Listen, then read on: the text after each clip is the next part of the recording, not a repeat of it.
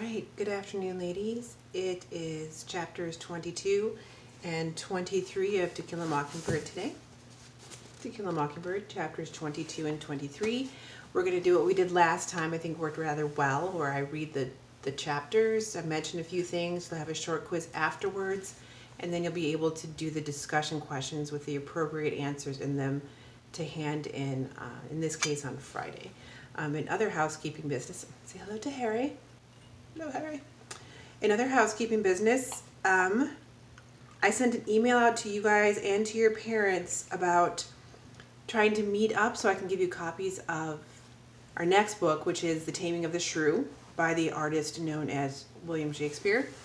I've received replies from the people who live the furthest away, like over the ocean, so they're being taken care of, or she is.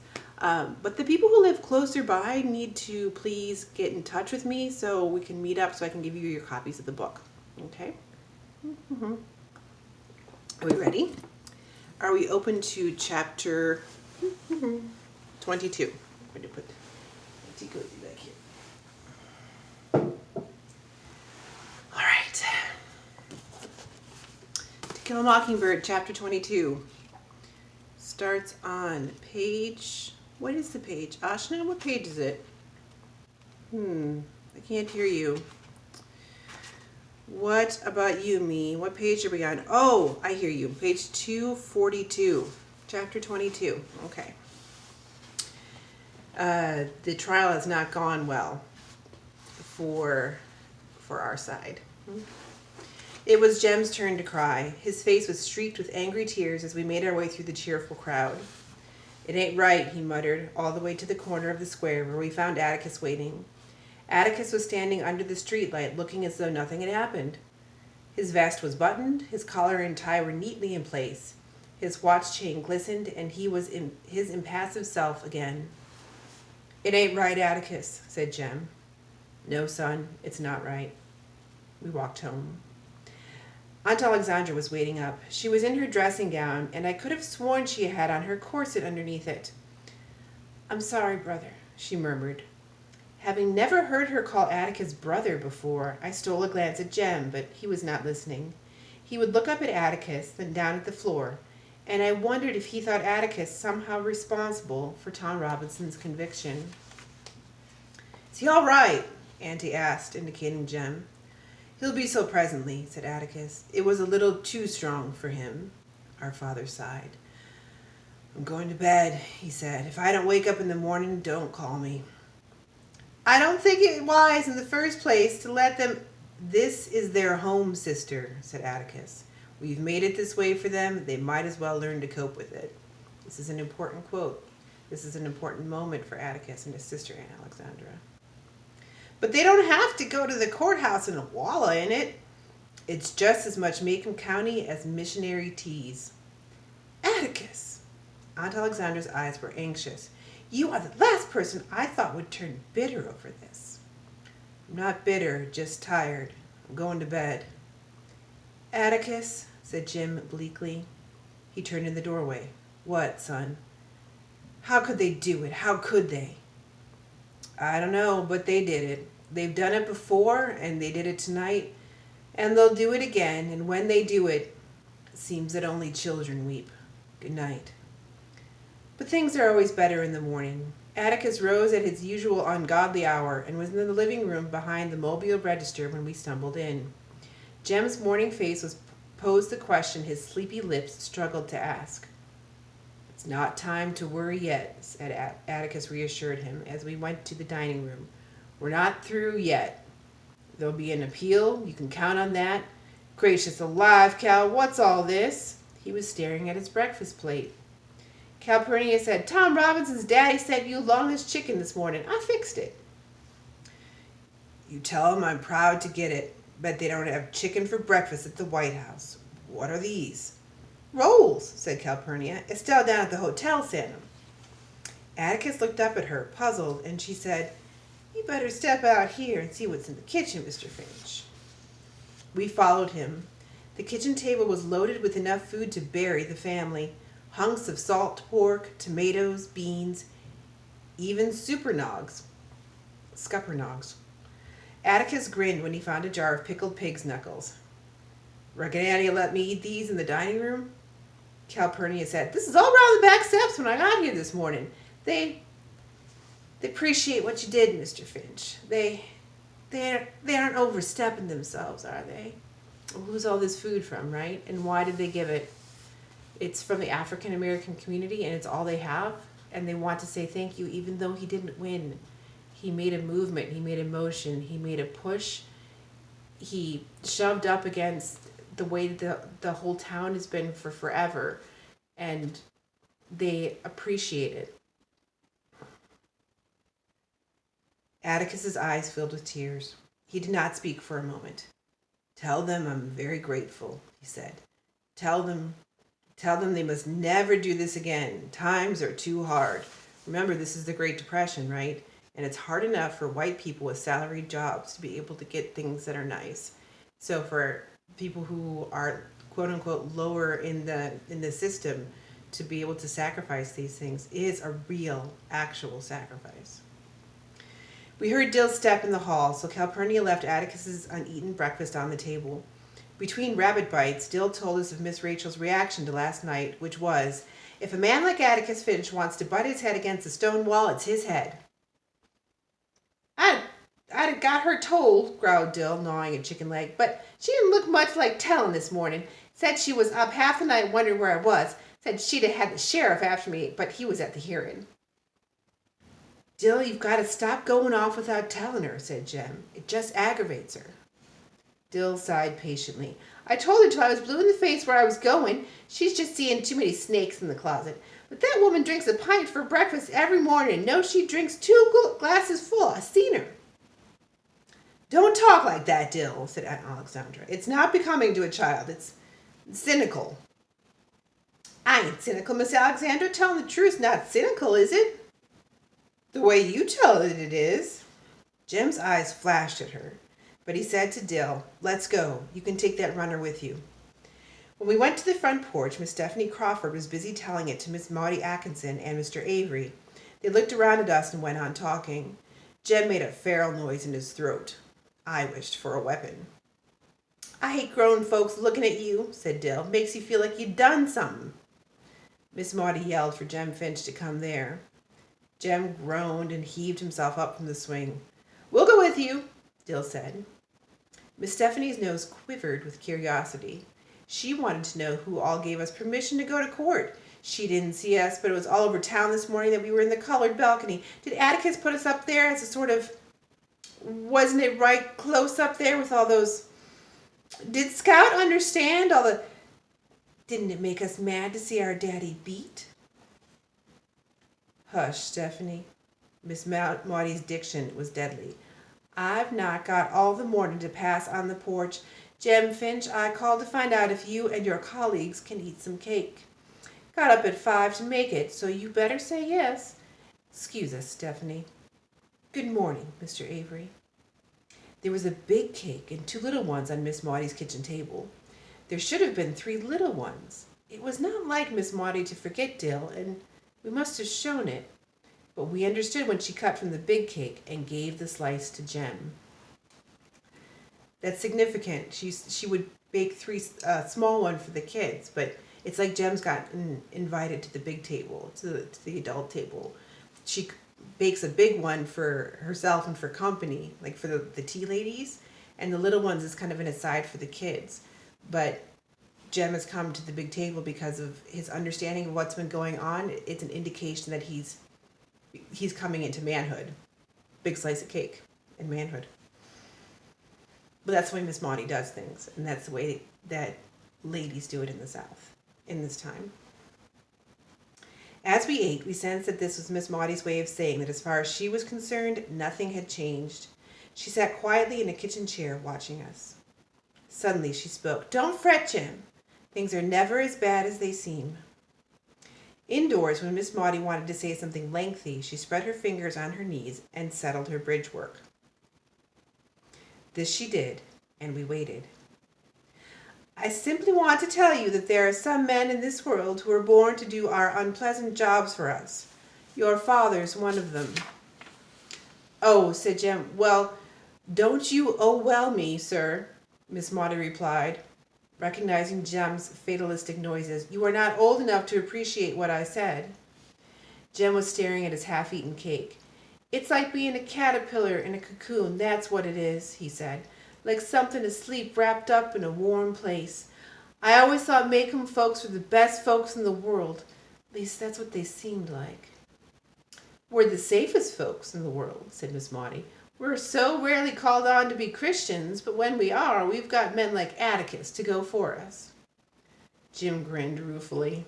Wish the rest of the county thought that. You'd be surprised how many of us do. Who? Jem's voice rose. Who in this town did one thing to help Tom Robinson? Just who? His colored friends, for one thing, and people like us. People like Judge Taylor. People like Mr. Heck Tate.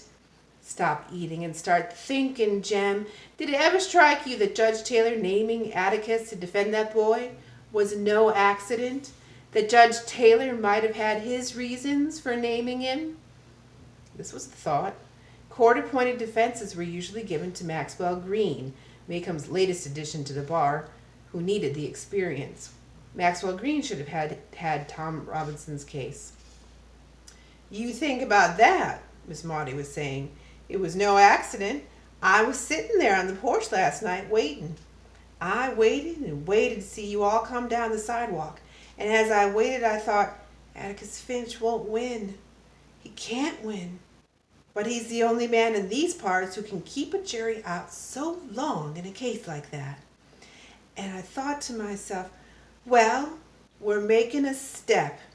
It's just a baby step, but it's a step. This is an extremely important part.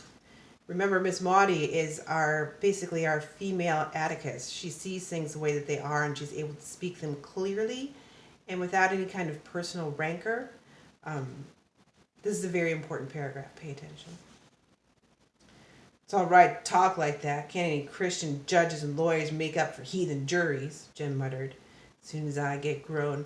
That's something you'll have to take up with your father, Miss Maudie said.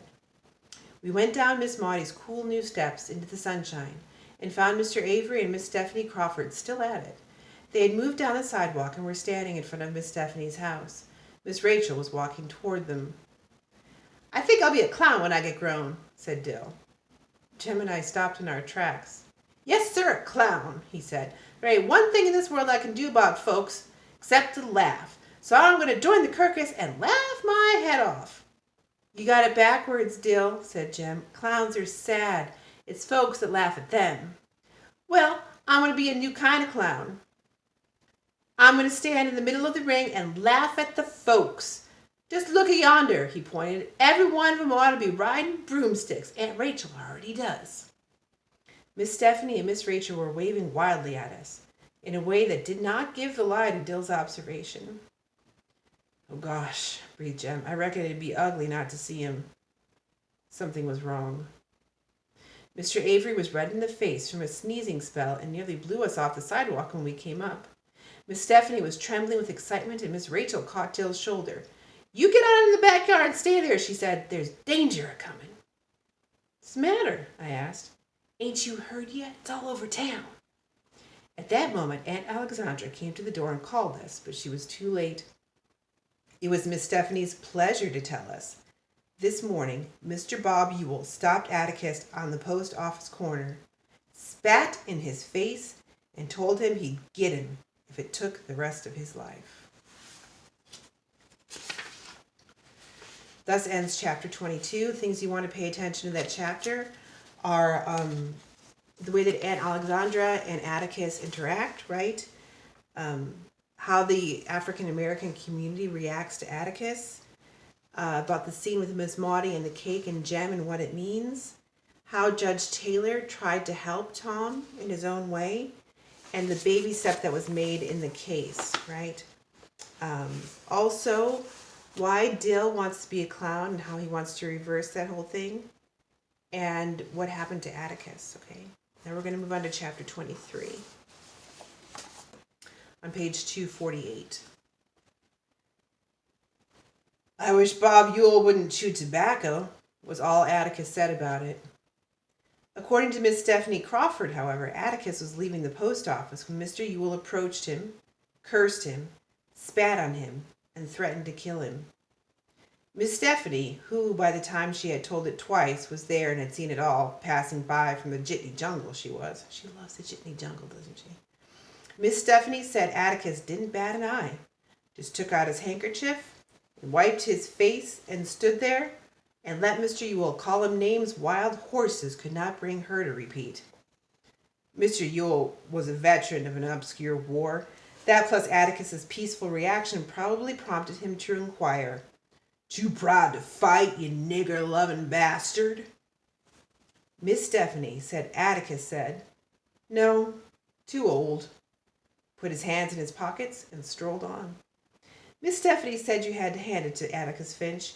He could be right dry sometimes. Jem and I did not think it entertaining. Their father's life has just been threatened. He's been insulted in the street. He's been by the man who has done really unspeakable things. And look at Atticus's reaction versus Jem's reaction versus Miss Stephanie's reaction, right? Some people think it's just fun to talk about. Atticus tries to approach it with dry humor. He's fought the fight that he can fight, and he chooses to downplay Mr. Yule's actions, and we'll see if that was the right move or not.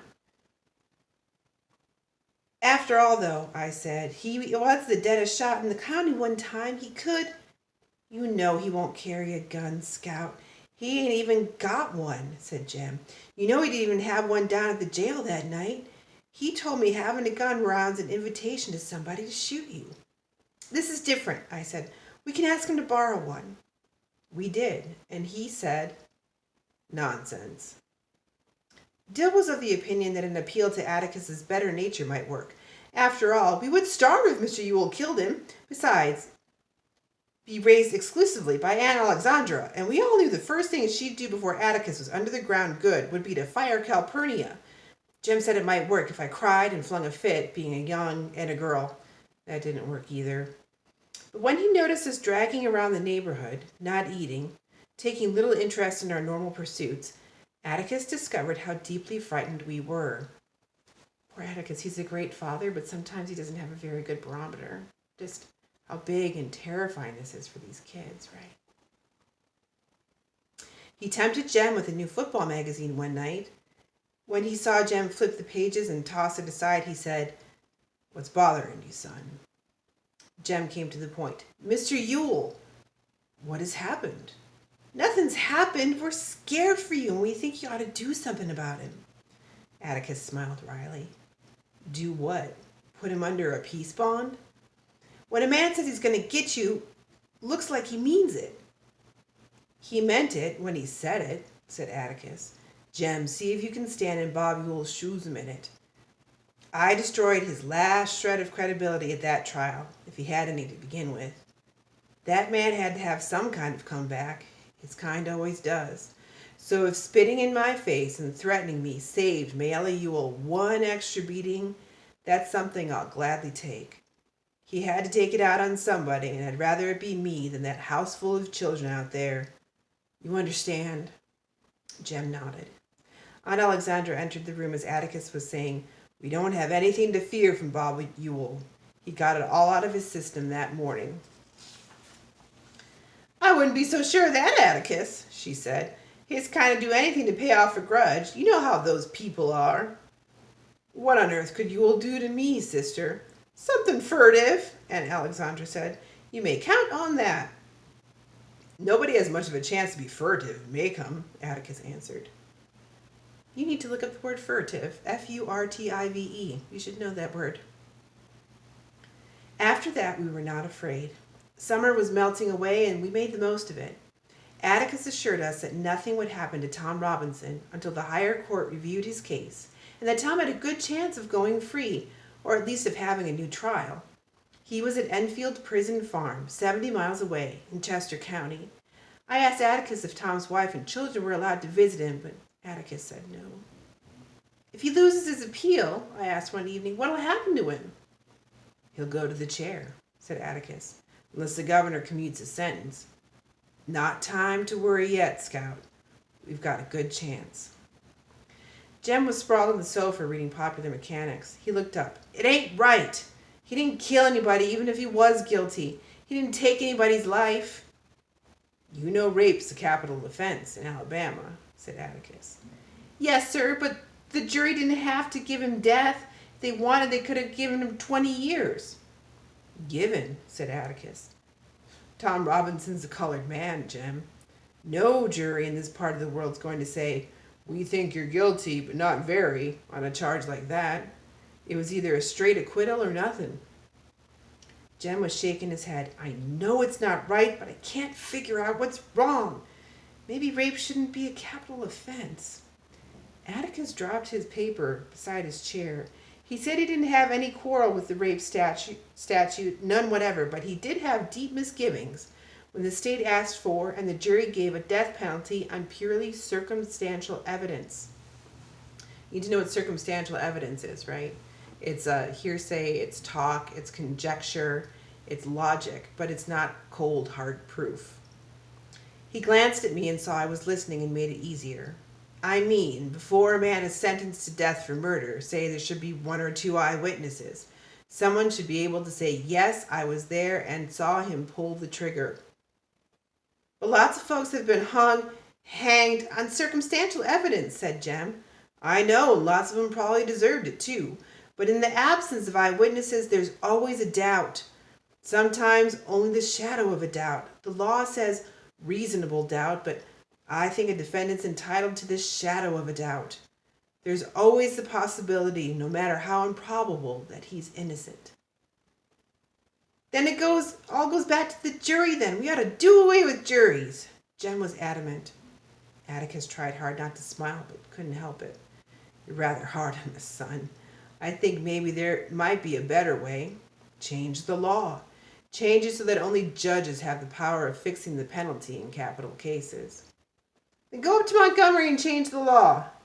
You'd be surprised how hard that'd be. I won't live to see the law changed. And if you live to see it, you'll be an old man. I'm going to pause here. One of the advantages of being an author is that you can put your story in a different time period and seem like you're a prophet, right? So Harper Lee is writing this in the 1960s when these laws did start to change, but she's talking about the 1930s. So the story takes place in the 1930s, right? So Atticus is predicting something that the author is seeing begin to come true when she's writing the book. This was not good enough for Jem. No, sir, they ought to do away with juries. He wasn't guilty in the first place, then they said he was. If you had been on that jury, son, and 11 other boys like you, Tom would be a free man, said Atticus. So far, nothing in your life has interfered with your reasoning process. Those are 12 reasonable men in everyday life. Tom's jury, but you saw something come between them and reason. You saw the same thing that night in front of the jail. When that crew went away, they didn't go as reasonable men. They went because we were there. There's something in our world that makes men lose their heads. They couldn't be fair if they tried. In our courts, when it's a white man's word against a black man's, the white man always wins. They're ugly, but those are the facts of life. Doesn't make it right, said Jem stolidly. He beat his fist softly on his knee. Just can't convict a man on evidence like that. You can't. You couldn't, but they could and did. The older you grow, the more of it you'll see. The one place where a man ought to get a square deal is in a courtroom, be he any color of the rainbow, but people have a way of carrying their resentments right into a jury box. As you grow older, you'll see white men cheat black men every day of your life. But let me tell you something, and don't you forget it. Whenever a white man does that to a black man, no matter who he is, how rich he is, or how fine a family he comes from, that white man is trash. Atticus was speaking so quietly, his last word crashed on our ears. I looked up, and his face was vehement. There's nothing more sickening to me than a low-grade white man who will take advantage of a Negro's ignorance. Don't fool yourselves. It's all adding up, and one of these days we're going to pay the bill for it. I hope it's not in you children's time." Jem was scratching his head. Suddenly his eyes widened. "Atticus," he said, "why don't people like us, Miss Maudie, ever sit on juries? You never see anybody from Maycomb on a jury. They all come from out in the woods." Atticus leaned back in his rocking chair. For some reason he looked pleased with Jem. "I was wondering when that occurred to you," he said. "There are lots of reasons. For one thing, Miss Maudie can't serve on a jury because she's a woman." "You mean women in Alabama can't—" I was indignant. "I do. I guess it's to protect our frail ladies from sordid cases like Tom's. Besides," Atticus grinned, "I doubt if we'd ever get a complete case tried. The ladies be interrupting to ask questions." Jem and I laughed. Miss Maudie on a jury would be impressive. I thought of old Mrs. DeBose in her wheelchair. "Stop that rapping, John Taylor. I want to ask this man something." Perhaps our forefathers were wise. Atticus was saying, "With people like us, that's our share of the bill. We generally get the juries we deserve. Our stout Maycomb citizens aren't interested, in the first place. In the second place, they're afraid. Then they're afraid. Why?" asked Jem. "Well, what if, say, Mr. Link Dees had to decide the amount of damages to award, say, Miss Maudie, when Miss Rachel ran over her with a car? Link wouldn't like the thought of losing either lady's business at his store, would he? So he tells Judge Taylor that he can't serve on the jury because he doesn't have anybody to keep store for him while he's gone. So Judge Taylor excuses him. Sometimes he excuses him wrathfully." "What'd make him think either one of them stopped trading with him?" I asked. Jem said Miss Rachel would, Miss Maudie wouldn't. But a jury vote's secret, Atticus. Our father chuckled. "You've many more miles to go, son. A jury's vote is supposed to be secret. Serving on a jury forces a man to make up his mind, to declare himself about something. Men don't like to do that. Sometimes it's unpleasant." "Tom's jury sure made up its mind in a hurry," Jem muttered. Atticus' fingers went into his watch pocket. "No, it didn't," he said, more to himself than to us. "That was the one thing that made me think, well, this may be the shadow of a beginning. That jury took a few hours. An inevitable verdict, maybe, but usually it takes him just a few minutes. This time," he broke off and looked at us, "you might like to know that there was one fellow who took considerable wearing down. In the beginning, he was raring for an outright acquittal." "Who?" Jem was astonished. Atticus's eyes twinkled. "It's not for me to say, but I'll tell you this much. He was one of your old Sarum friends." "One of the Cunninghams?" Jem yelped. "One of—" "I didn't recognize any of them." "You're joking." He looked at Atticus from the corners of his eyes. "One of their connections. On a hunch, I didn't strike him. Just on a hunch. Could have, but I didn't." "Golly Moses," Jem said reverently. "One minute they're trying to kill him, and the next they're trying to turn him loose. I'll never understand these folks as long as I live." Atticus said you just had to know him. He said the Cunninghams hadn't taken anything from or off of anybody since they migrated to the New World. He said the other thing about them was, once you earned their respect, they were for you tooth and nail. Atticus said he had a feeling, nothing more than a suspicion, that they left the jail that night with considerable respect for the Finches. Then, too, he said, it took a Thunderbolt plus another Cunningham to make one of them change his mind. If we'd had two of that crowd, we'd have had a hung jury. Jem said slowly, "You mean you actually put on the jury a man who wanted to kill you the night before? How could you take such a risk, Atticus? How could you?" "When you analyze it, there was little risk. There's no difference between one man who's going to convict and another man who's going to convict, is there? There's a faint difference between a man who's going to convict and a man who's a little disturbed in his mind, isn't there? He was the only uncertainty on the whole list." "What kin was that man to Mr. Walter Cunningham?" I asked. Atticus rose, stretched, and yawned. It was not even our bedtime, but we knew he wanted a chance to read his newspaper. He picked it up, folded it, and tapped my head. Let's see now, he droned to himself. I've got it. Double first cousin. How can that be? 2 sisters married 2 brothers. That's all I'll tell you. You figure it out. I tortured myself and decided that if I married Jem and Dill had a sister whom he married, our children would be double first cousins. Gee, Minetti, Jem, I said when Atticus had gone. They're funny folks. Do you hear that, Auntie? Aunt Alexandra was hooking a rug and not watching us, but she was listening. She sat in her chair with her work basket beside it, her rug spread across her lap. Why ladies hooked woolen rugs on boiling nights never became clear to me. I heard it, she said. I remembered the distant, disastrous occasion when I had rushed to young Walter Cunningham's defense. Now I was glad I'd done it. Soon school starts. I'm going to ask Walter home for dinner, I planned, having forgotten my private resolve to beat him up the next time I saw him. He can stay over sometimes after school, too. Atticus could drive him back to Old Sarum. Maybe he could spend the night with us sometime. Okay, Jem? We'll see about that, Aunt Alexandra said, a declaration that with her was always a threat, never a promise. Surprised, I turned to her. Why not, Auntie? They're good folks. She looked at me over her sewing glasses. Jean Louise, there is no doubt in my mind that they're good folks, but they're not our kind of folks. Jem says she means they're yappy, Scout. What's a yap? Aw, tacky. They like fiddling and things like that. Well, I do too. Don't be silly, Jean Louise, said Aunt Alexandra. The thing is, you can scrub Walter Cunningham till he shines. You can put him in shoes and a new suit, but he'll never be like Jem. Besides, there's a drinking streak in that family a mile wide. Finch women aren't interested in that sort of people. Auntie, said Jem, she ain't 9 yet. She might as well learn it now.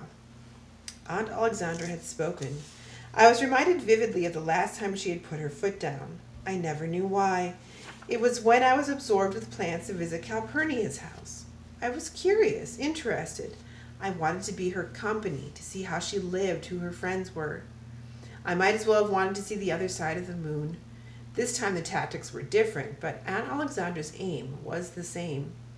Perhaps this is why she had come to live with us, to help us choose our friends. I would hold her off as long as I could. If they're good folks, then why can't I be nice to Walter? I didn't say not to be nice to him.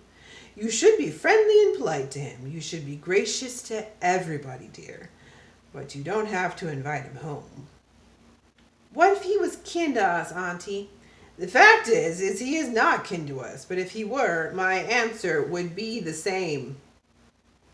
Auntie, Jem spoke up, Atticus says you can choose your friends, but you sure can't choose your family, and they're still kin to you no matter whether you acknowledge them or not.